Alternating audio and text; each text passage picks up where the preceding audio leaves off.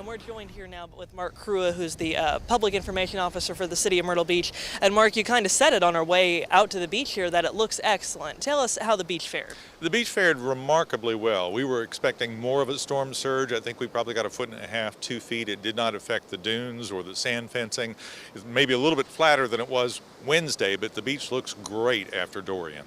And I've been on the boardwalk a little bit. Still doesn't look like it would any other weekend of the summer and late summer, but you said y'all are open for business and you have a message for people considering a visit or not postponing those vacations. Absolutely. We are back to normal, which is remarkable after a storm goes by. So if you're thinking about coming down to Myrtle Beach, this is a great weekend to do it. The weather after a hurricane is always spectacular, so we are open and ready for you to come visit. And of course the beach, the boardwalk, big for tourism, but Myrtle Beach is a home for a lot of people. How did y'all do in terms of damage away from the beach area?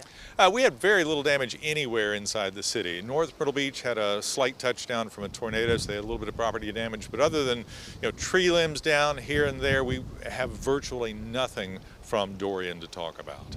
Well, that's good news for y'all, and like he said, they're welcome, waiting for visitors, back up and running, and that's the story here at Myrtle Beach a day after Dorian. Reporting in Myrtle, Jacob Reynolds, News 19 WLTX.